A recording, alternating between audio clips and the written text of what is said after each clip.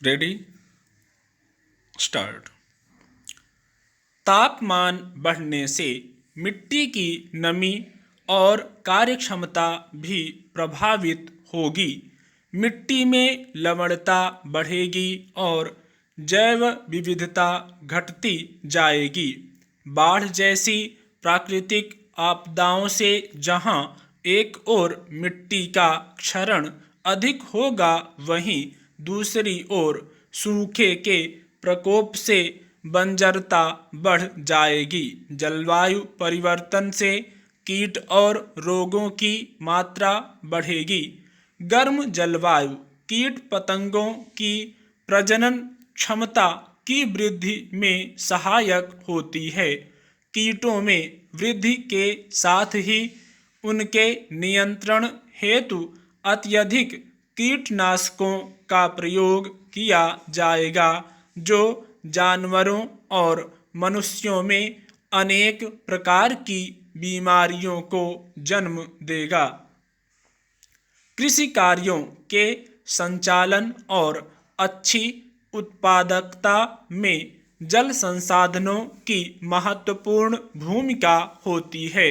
जलवायु परिवर्तन का सर्वाधिक प्रभाव जल संसाधनों पर ही पड़ेगा।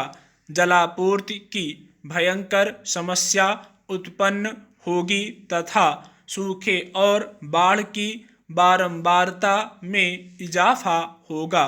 अर्धशुष्क क्षेत्रों में शुष्क मौसम अधिक लंबा होगा, जिससे फसलों की उत्पादकता पर प्रतिकूल प्रभाव पड़ेगा।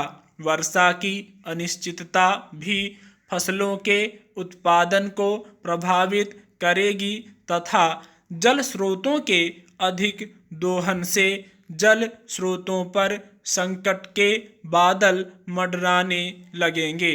अधिक तापमान और वर्षा की कमी से सिंचाई हेतु भूजल संसाधनों का अधिक दोहन किया जाएगा, जिससे धीरे धीरे भूजल इतना ज़्यादा नीचे चला जाएगा कि स्थितियां अत्यधिक विकराल हो जाएंगी।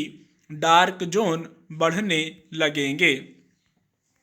जलवायु परिवर्तन की चुनौतियों से निपटने तथा खाद्यान्न सुरक्षा बढ़ाने के लिए भारत में सुचिंतित प्रयासों की आवश्यकता है।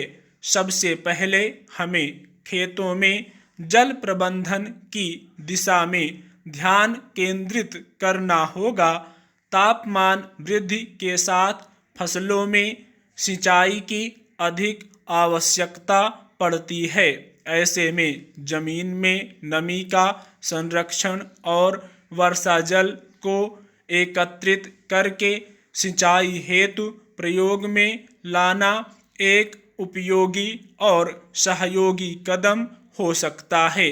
वाटर शेड प्रबंधन के माध्यम से हम वर्षा के पानी को संचित कर सिंचाई के रूप में इसका प्रयोग कर सकते हैं।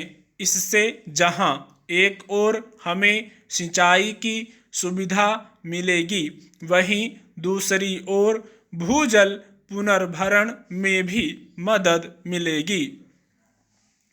जैविक एवं समग्रित खेती से भी हम इस चुनौती से निपट सकते हैं।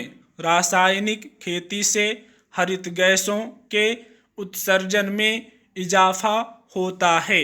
ऐसे में हमें जैविक खेती की तकनीकों पर अधिक से अधिक जोर देना होगा।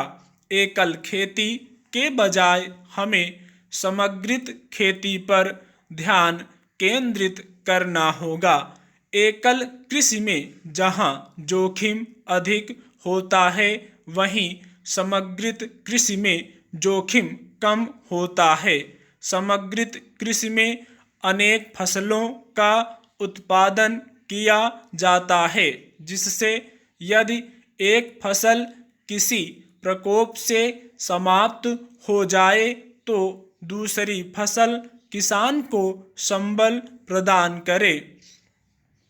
जलवायु परिवर्तन के गंभीर और दूरगामी प्रभावों को ध्यान में रखते हुए बीजों के उन किस्मों का विकास करना होगा जो नए वातावरण के अनुकूल हों। स्टॉप।